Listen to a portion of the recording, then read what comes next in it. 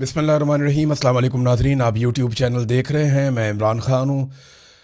तमाम अहले ईमान को, तमाम लोग जहाँ जहाँ ईद मना रहे हैं पूरी दुनिया में, उन सबको मेरी तरफ़ से, मेरी टीम की तरफ़ से बहुत बहुत ईद मुबारक। तो यहाँ प्रदेश से अब ख़बरें जो है वो आपके सामने रखता हूँ। बहुत अच्छी खबरें तो नहीं हैं आलमी सतह पे। पाकिस्तान के ख़ित्ते के हवाले से, पाकिस्तान के अंदर और पाकिस्तान के बाहर जो हालात हैं उस हवाले से कुछ बहुत अच्छी खबरें नहीं हैं। लेकिन पहली खबर तो ये है कि इमरान खान साहब को ईद की नमाज नहीं पढ़ने दी गई एक मरतबा फिर। अब इसमें खबर पता किस तरह दी गई है पाकिस्तान की मीडिया पे, ये आप ढिठाई और बेशर्मी देखें पाकिस्तान की मीडिया की, कि जियो न्यूज़ खबर दे रहा है कि अडियाला जेल में नमाज ईद की अदायगी, इमरान खान सिक्योरिटी वजूहात के बायस नमाज ना पढ़ सके। ये तो ऐसे लिखा जैसे ये इमरान खान की अपनी चॉइस थी कि उन्होंने नमाज पढ़नी है या नहीं पढ़नी। यानी superintendent of jail Imran Khan साहब के पास आया और ने कहा जनाब कि अगर आप नमाज पढ़ना चाहते हैं तो आ जाएं और आके पढ़ लें। यानी ये तो ऐसे ही कर रहे हैं। हालांकि असल खबर ये है कि एक मरतबा फिर साबिक वज़ीर आज़म और पाकिस्तान के सबसे बड़े लीडर को नमाज पढ़ने से रोक दिया गया। पाकिस्तान तहरीक इंसाफ की जो दीगर क़यादत है, उन्होंने बाकायदा खतूत लिखे और गवर्नमेंट से ये मुतालबा किया कि उन्हें नमाज ईद की अदायगी की इजाज़त दी जाए, मगर उनमें से किसी को भी ईद की नमाज नहीं पढ़ने दी गई। मस्जिद अक्सा में इसराइलियों ने नमाज पढ़ने से रोक दिया और कश्मीर के कुछ एरियाज़ में भारतीयों ने नमाज पढ़ने से रोक दिया और पाकिस्तान की जेलों में पाकिस्तान की मिलिट्री एस्टेब्लिशमेंट ने नमाज पढ़ने से रोक दिया। तो ये इनके लिए एक नॉर्मल चीज़ हो सकती है।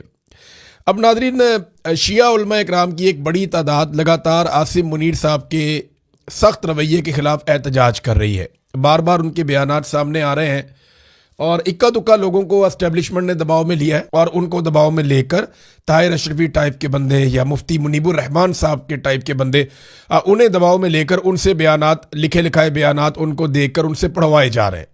लेकिन जो उलमा इकराम है, अहले तशी, चाहे वो मुलाकात में शामिल थे, चाहे उन्होंने मुलाकात का हाल सुना है, वो अब एहतजाज कर रहे हैं और उनके बयान सामने आ रहे हैं। दो बयान सिर्फ मैं आपके सामने रख देता हूँ, बहुत सारे हैं, दर्जनों है, ये दर्जनों बयान आते हैं। और जो भी मौलवी इस मौके के ऊपर डंडी मारेगा, दो नंबरी करेगा, तो अवाम उसको याद रखेगी कि ये जब हक बात करने का वक्त आया था तो ये कहाँ खड़ा था।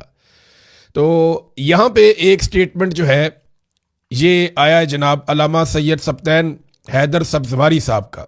वो ये कहते हैं कि आसिम मुनीर, आप एक मुतनाज़ आर्मी चीफ हैं, आपकी हरकतों ने सारी फ़ौज को मुतनाज़ बना दिया है। आप कौन होते हैं हमें ईरान भेजने वाले? हम इस मुल्क के खालिक हैं। इस मुल्क में शिया सुन्नी सब मिलकर रहते हैं। शिया सुन्नी सब ने मिलकर ही पाकिस्तान बनाया था। ये एक और स्टेटमेंट है, ये अल्लामा शेख जवाद, इन्होंने ईद के खुतबे में जवाब दिया। इन्होंने कहा जी आपने रिटायर होकर चले जाना है, हमने रहना है। सिक्योरिटी इदारों और अवाम के दरमियान खलीज पैदा ना की जाए। आपने अहले तशी के दिलों को सदमा पहुंचाया है, उनसे माफ़ी मांगो।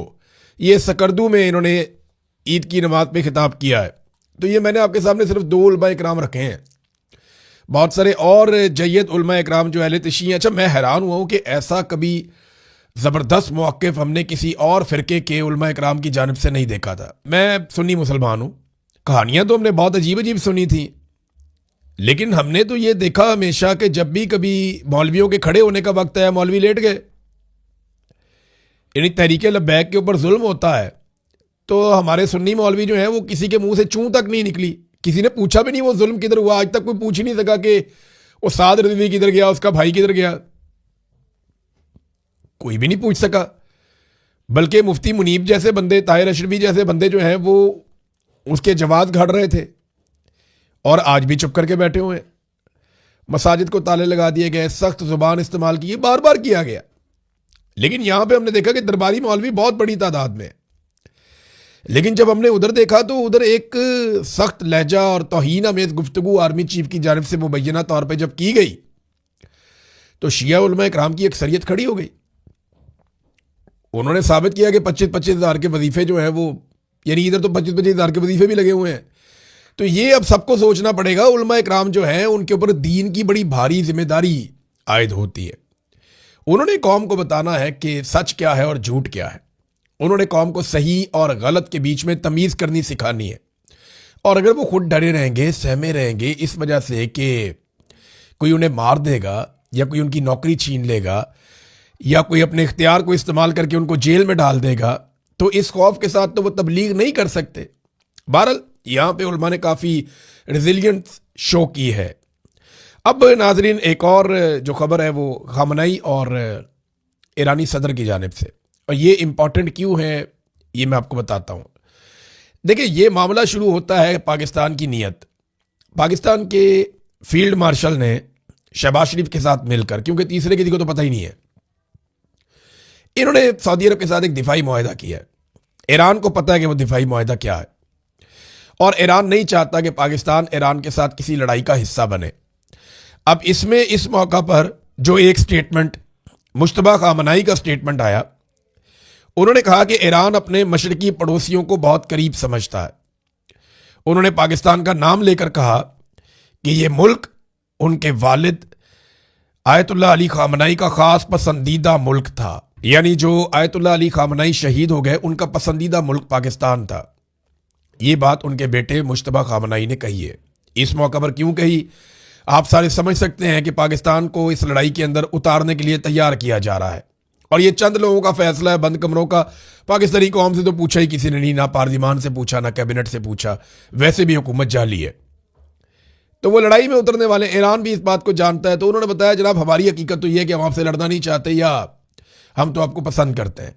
दूसरा, उन्होंने पाकिस्तान के ऑयल टैंकर्स को गुजरने की इजाज़त भी दी, तो ये अहम है। इसके अलावा ईरानी सदर ने मुसलमान मुल्कों से लड़ाई अवॉइड करने के लिए कहा कि सिक्योरिटी ब्लॉक तश्कील दिया जाए इस्लामी ममालिक का। ईरान पड़ोसी ममालिक के साथ जंग नहीं चाहता। पड़ोसी ममालिक हमारे भाई हैं, इख्तिलाफात हल करना चाहते हैं। खित्ते में बैरूनी ताकतों की मौजूदगी की कोई ज़रूरत नहीं है। ये ईरानी सदर ने स्टेटमेंट दिया। क्यों दिया? क्योंकि वो ये जानते हैं कि बाहर से जो लोग आते हैं वो यहाँ पे खित्ते के अंदर कोई ना कोई अपना मफाद उठाने के लिए कोई झगड़ा शुरू कर देते हैं, कोई लड़ाई शुरू हो जाती है। तो उससे बचने के लिए उन्होंने ये स्टेटमेंट दिया कि ये एक तरीक़ाकार हो सकता है। अब ईरानी दबाव इतना ज़्यादा अमेरिका पे बढ़ गया है, और अमेरिका के लिए सूरत हाल इतनी मुश्किल हो गई है कि उन्होंने ईरानी तेल की तरसील पर जो पाबंदी लगाई हुई थी 90 की दहाई से, उसे उठाने का फैसला कर लिया है। मिसाल के तौर पे ये एक रिपोर्ट आई है हमारे पास। इस रिपोर्ट के मुताबिक ईरान को इजाज़त दी जा रही है कि उसका जो लाखों बैरल तेल मौजूद है समंदर में, वो उस तेल को सप्लाई कर सकता है। इससे पहले ईरान को कभी इसकी इजाज़त नहीं दी गई थी। तो अब ईरान को ये परमिशन दी जा रही है कि आप अपना तेल सप्लाई कर सकते हैं। लाखों बैरल तेल ईरानी जो है वो उसको फ़रोख्त आप कर सकते हैं, दुनिया को दे सकते हैं, ताकि जो तेल की कीमतें आलमी सतह पे बढ़ रही हैं उन्हें कुछ कंट्रोल किया जा सके। और ये डोनाल्ड ट्रंप के ऊपर लगातार दबाव है। जैसे ही तेल की कीमत बढ़ती है, डोनाल्ड ट्रंप को पूरी दुनिया से जो है वो मुसीबत पड़ जाती है। पूरी दुनिया डोनाल्ड ट्रंप के खिलाफ हो जाती है, तो ट्रंप के लिए मुश्किलात बढ़ती हैं इस सूरत हाल में। अब ये एक अमरीकी केपलर इंस्टीट्यूट है, उसकी एक रिपोर्ट आई है कि अगर ईरान 1 महीने के अंदर अपना ये तेल बेचता है, 1 महीने के लिए अभी उन्होंने फिलहाल पाबंदी उठाई है, अगर ये तेल ईरान बेचता है तो ईरान 8.7 अरब अमरीकी डॉलर कमा सकता है। अब ये बहुत ठीक ठाक पैसा है। पाकिस्तानी 1 अरब डॉलर के लिए जो है वो कहाँ कहाँ जाते हैं, कितने चक्कर लगाते हैं, किस किस को मिलते हैं, क्या क्या बात करते हैं। कई चक्कर लगाने और मिन्नतें करने के बाद आपको रोल ओवर मिलता है 1 अरब डॉलर का, 2 अरब डॉलर का। टोटल लड़ाई आपने लड़नी है तो आपने सऊदी अरब को कहा कि हमें उधार दे दे, पैसा सिर्फ हमारे अकाउंट में रख दे, कितना 5 अरब डॉलर, और ईरान को 8.7 अरब डॉलर। यानी ईरान को तो जंग का भी फायदा हो गया। जब आप एक पोजीशन लेते हैं, आप एक कौम की तरह रहते हैं, तो आपको फायदा होता है। पाकिस्तान की हालत यह है कि इस वक्त जो नई रिपोर्ट आई है, उस रिपोर्ट के मुताबिक पाकिस्तान में सरमायाकारी जुलाई से लेकर फरवरी तक 33% कम हो गई है। हम तो किसी जंग में भी नहीं है, हम किसी लड़ाई में भी नहीं है, हमारा कोई और मामला भी नहीं है, लेकिन पाकिस्तान में हालात इन्होंने ऐसे कर दिए हैं कि हमारी जो सरमायाकारी पाकिस्तान में आती है, एक तो 50 साल का रिकॉर्ड पहले ही टूटा हुआ है, ये 33% सरमायाकारी जुलाई से लेकर फरवरी तक मजीद पाकिस्तान में कम हो गई है। ये जनाब पाकिस्तान की इन्होंने हालत की है। ट्रंप ने इस मौके पर नेटो को भी एक धमकी लगाई है। ये धमकी बहुत इंपॉर्टेंट है, ये आप देखिए, क्योंकि डोनाल्ड ट्रंप को नजर आ रहा है कि नेटो ट्रंप की मदद नहीं कर रहा और ईरान के हमायती और सपोर्टर उसके साथ खड़े नहीं। रशिया ने साफ ऐलान किया, पुतिन ने कहा जी कि बगैर किसी शर्त के, यानी गैर मशरूत तौर पे हम ईरान के साथ हैं और हम ईरान के साथ खड़े हैं। अब ये रशियन स्टेटमेंट ईरान को बहुत ताकत देता है और ये नजर आ रहा है सारी दुनिया को कि रशिया किस लेवल की सपोर्ट ईरान को कर रहा है। तो ट्रंप ने जो धमकी लगाई है वो देख लें। उन्होंने कहा जी अगर हमारे नाम नेहाद नेटो के इत्तेहादी आपने हुर्मुज़ को खुलवाने में हमारी मदद नहीं करते, हालांकि वो ये कर सकते हैं, उनके लिए बहुत आसान है, बड़ी तेजी से हो जाएगा और बड़ा महफूज रहेगा, वो ये कर सकते हैं, लेकिन वो हमारे साथ ये करने में मदद नहीं करते। तो डोनाल्ड ट्रंप ने आगे ये बताया कि अब जबकि जंग बड़ी हद तक जीत ली गई है तो मैं तो जंग से निकल जाऊंगा, ये नहीं वो ये कह रहे हैं। तो मुझे अपनी कौमी सलामती के लिए ग्रीनलैंड को महफूज बनाने के अज़म की दोबारा तस्दीक करनी पड़ सकती है, यानी मैं ग्रीनलैंड पे कब्जा कर लूंगा। दोबारा नेटो को धमकी लगा दी। डोनाल्ड ट्रंप ने पहले भी कहा था, तो यूरोप इकट्ठा हो गया था कि हम ग्रीनलैंड के ऊपर कब्जा कर लेंगे। जो फौजी ताकत से वो कब्जा तो कर सकता है, सस्टेन करना बड़ा मुश्किल है और यूरोप के साथ ताल्लुकात बिगाड़ के कोई अमेरिका अपना फायदा तो नहीं करेगा, लेकिन उसने फिर धमकी लगा दी है। मैं उम्मीद करता हूं कि ये बात वहां तक ना पहुंचे, लेकिन देखते हैं कि अब गेंद यूरोप के कोर्ट में है। हमने कई दहाइयों तक नेटो को फंड किया है और बदले में कुछ हासिल नहीं किया। क्यों नहीं किया? इराक से सारा पैसा अमेरिकी कंपनियां कमा के ले गई, मिडल ईस्ट से सारा पैसा अमेरिकी कंपनियां कमा के ले गई, अफगानिस्तान से सारे मादनियात अमेरिकी उठाकर ले गए, ये अब वेनेजुएला के सारे मादनियात और सारी चीज़ें अमेरिका के कंट्रोल में है। तो जहाँ जहाँ पे भी लड़ाई हुई है, या आप लीबिया चले जाएं, वहाँ पे कौन सी कंपनियां हैं, कौन काम कर रहा है, फ्रंटमैन कौन है, बैक पे कौन है, सारी दुनिया जानती है। तो नेटो की लड़ाइयों में अमेरिकन कंपनियों ने बेशुमार पैसा कमाया है। ये एक अलग बात है कि पैसा भी अमेरिका ने लगाया, लेकिन ज़्यादा पैसा कमाया उन्होंने कहा जी कि अब वक्त आ गया है कि हमें किसी ना किसी तरीके से इसका बदला दे यूरोप, जो हमने पैसा लगाया। मैंने अपने पहले दौरे हुकूमत में अपनी फ़ौज को बहुत मजबूत बनाया, अब दुनिया की वो सबसे ताकतवर फ़ौज है और मैं उसे अमेरिका और दुनिया की सलामती को यकीनी बनाने के लिए अपनी पूरी ताकत के साथ इस्तेमाल करूंगा और जिस तरह मैं मुनासिब समझूंगा उस तरह इस्तेमाल करूंगा। आपकी तवज्जो का शुक्रिया। ये डोनाल्ड ट्रंप ने यूरोप को और अमेरिका को अब तक की सबसे बड़ी धमकी लगा दी है कि जनाब मैं वहाँ पे अब हमला करने आ रहा हूँ, बच सकते हो तो बच जाओ। अच्छा, पाकिस्तान की तो सरमायाकारी बेशक बहुत तबाह बर्बाद हो गई है। तो पाकिस्तान का वज़ीर आज़म एक खिताब किया शहबाज शरीफ ने और कौम को कहा क्या? अब अंदाज़ा करें, खिताब वज़ीर आज़म का 105 बंदे सुन रहे थे। शहबाज शरीफ की अपनी टीम, फील्ड मार्शल की अपनी टीम, इतलात की टीम अलहदा, मरियम नवाज़ की टीम अलहदा, ये सारे रल के 105 भी नहीं बनते। सिर्फ 105 बंदे ऑनलाइन शहबाज शरीफ को सुन रहे थे। ये हालात है शहबाज शरीफ के, और इसको मुसल्लत किया पाकिस्तान की फौजी एस्टेब्लिशमेंट ने लाकर पाकिस्तान की आवाम के ऊपर, जिसको 105 बंदा नहीं सुनता। कितने बड़े मुल्क में? 25 करोड़ से जायद के मुल्क में। इमरान खान की झलक दिखाओ तो आपको पता चलेगा कि कितने लाख या कितने करोड़ लोग इमरान खान को सिर्फ देखने के लिए इंटरनेट के ऊपर आते हैं, हर प्लेटफॉर्म के ऊपर आते हैं। एक झलक। यहां पाकिस्तान के अंदर वजीर आज़म उसको बनाया गया जिसको 105 बंदे सुन रहे थे, और वो कहता है जी सादगी अपनाएं और सादगी को अपना ओढ़ना बिछौना बनाए। तो भाईजान अपनी भतीजी को कहना सी ना, खुद जहाज ले रहे हैं 11-11 अरब के और अवाम को कह रहे हैं कि सादगी अपनाओ। खुद नए से नए सूट पहन के सारा टब्बर लेके पूरी दुनिया की सैरे, और पाकिस्तानी अवाम जो है सादगी अपनाए। खुद वजीर आज़म हाउस और ऐवान सदर के बजट और वजीर आला हाउस के बजट बढ़ा के आसमान पे पहुंचा दिए हैं। अवाम को कह रहे हैं सादगी अपनाओ। खुद निकलते हैं तो 40-40 गाड़ियों के काफिले और अवाम को कह रहे हैं कि सादगी अपनाओ। अपना इलाज दुनिया के महंगे तरीन मुल्कों में और अवाम को कह रहे हैं कि सादगी अपनाओ। जब जाते हैं तो स्पेशल तैयारा लेकर जाते हैं एयरफोर्स का, दुनिया के महंगे तरीन होटलों में ठहरते हैं, रिश्तेदारों को और मुलाजमों को साथ ले जाते हैं और अवाम को कहते हैं सादगी अपनाओ। लोग बेवकूफ़ नहीं है। सबसे पहले आप सादगी अपनाएं। सबसे पहले आप लोग अपने अल्ले तल्ले बंद करें, अपनी अय्याशी बंद करें। ये 11 अरब का जहाज़ क्यों खरीदा, इसके बारे में एक शरादी साहब हैं जर्नलिस्ट, उन्होंने खबर भी दी है। उन्होंने कहा जनाब कि ये ब्लैक रॉक और वैनगार्ड, ये 2 कंपनियां हैं, इनकी एक जेली कंपनी से मरियम नवाज ने जहाज़ खरीदा है जिसके अंदर 2 गोरे पायलट रखे हुए हैं। और वो ये कह रहे हैं कि जहाज़ जिस कंपनी से खरीदा है, इन 2 कंपनियों के बारे में अक़वाम मुत्तहिदा ने कहा है कि ये कंपनियां नस्ल कुशी के लिए इसराइल की फंडिंग करती हैं। ये इफ्तिखार शरादी साहब जर्नलिस्ट, उन्होंने ये बात की है। तो अब आप अंदाज़ा कर लें यहाँ से कि सूरत हाल क्या है। कि वज़ीर आज़म कह रहा है सादगी अपनाओ और ख़ुद उन्होंने सादगी की धज्जियाँ उड़ाई हुई हैं। नाज़रीन, अमेरिका ने एक और काम किया, उन्होंने भारत के मगरबी हिस्से से कुछ सहूलियात मांगी हैं कि हमें यहाँ पे जो है वो बंदरगाह और जो एयर बेसिस हैं वो दी जाए। वो उन्होंने क्यों मांगी है? ये भारतीय जो जर्नलिस्ट हैं वो ये बता रहे हैं कि अमेरिका और भारत के बीच में एक वायदा हुआ था 2016 में, LEMOA, इसे कहते हैं logistics exchange memorandum of agreement. ये 2016 में हुआ था। इसके तहत वो एक दूसरे को फैसिलिटेट कर सकते हैं, लेकिन इसमें ये कहीं नहीं है कि आप अड्डे ही दे दें। लेकिन अमेरिका भारत से अड्डे मांग रहा है मगरबी एरियाज में। अच्छा, याद रखिएगा, मगरबी एरियाज वो है जो पाकिस्तान की सरहद के साथ लगते हैं। अमेरिकन अगर भारत के अंदर आ जाते हैं पाकिस्तान की सरहद के साथ, तो यहां से वो अगर ईरान पे अटैक करेंगे तो पाकिस्तान की फिजाई और ज़मीनी हदूद को भी इस्तेमाल कर सकते हैं या समुद्री हदूद को भी इस्तेमाल कर सकते हैं। तो पाकिस्तान के लिए यहां पे भी एक बड़ा चैलेंज पैदा हो जाएगा। पाकिस्तान को इससे पहले पहले अपना कोई फैसला करना पड़ेगा। ये एक और रिपोर्ट आई है मिडल ईस्ट आई की।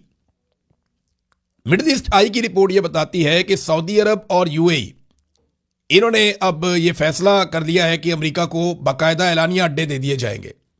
किंग फहद एयरबेस के बारे में बात की जा रही है कि यह अमेरिकी फौज के लिए ओपन कर दिया जाएगा। और यूएई ने यह भी कह दिया है कि 9 महीने तक ये जंग मजीद चल सकती है।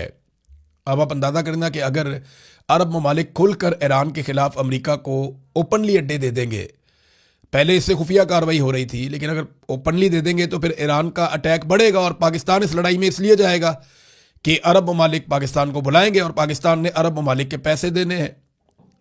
वॉल स्ट्रीट जर्नल ने एक और चीज़ से खबरदार किया है कि सऊदी अरब से ये खबर आई है और सऊदी अरब की जो कंपनीज हैं, जो एक्सपर्ट्स हैं, उन्होंने ये खबरदार किया कि अगर ये जंग अप्रैल के मिड तक चली गई, यानी 1 महीना और अगर ये जंग चल पड़ी, तो तेल की कीमत दुनिया में $180 फी बैरल तक पहुंच जाएगी।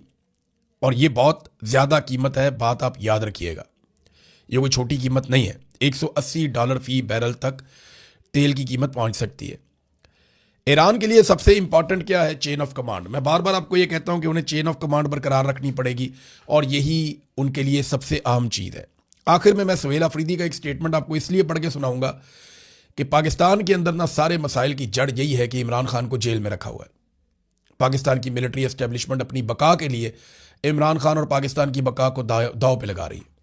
सुहेल अफरीदी ने कहा कि 8 फरवरी 2024 को पाकिस्तानी कौम ने मैंडेट उम्मत मुस्लिमा के लीडर इमरान खान को दिया। कौम ने पाकिस्तान का फैसला करने का इख्तियार इमरान खान को दिया, क्योंकि कौम को यकीन था और है कि वो लीडर पाकिस्तान और पाकिस्तानियों का सौदा नहीं करेगा। पाकिस्तान की इज्जत और वकार और सलामती और गैरत और खुददारी पर कोई कंप्रोमाइज़ नहीं करेगा। लेकिन 25 करोड़ गैरतमंद पाकिस्तानियों का मैंडेट चोरी करके इनको मुसल्लत कर दिया गया, जिनको पाकिस्तानी कौम ने यकसर मुस्तरद किया था। इमरान खान को जेल में नाहक कैद रखकर ऐसे फैसले किए जा रहे हैं जो किसी सूरत पाकिस्तान या पाकिस्तानियों के फ़ायदे में नहीं है। और सितम ज़रीफ़ी तो ये है कि जब मुहिब्बे वतन पाकिस्तानी बंद कमरों में बनाई गई दाखिला या खारजा पॉलिसी पर तनकीद करते हैं तो किसी को कहा जाता है कि तुम अफ़गानिस्तान चले जाओ, और किसी को कहा जाता है कि अगर मजलूमों का इतना तुम्हें दर्द है तो ईरान क्यों नहीं चले जाते। पाकिस्तान को सिर्फ चांद तारों सितारों तक महदूद करना है या बगैर इसके भी कोई पाकिस्तानी यहाँ रह सकता है?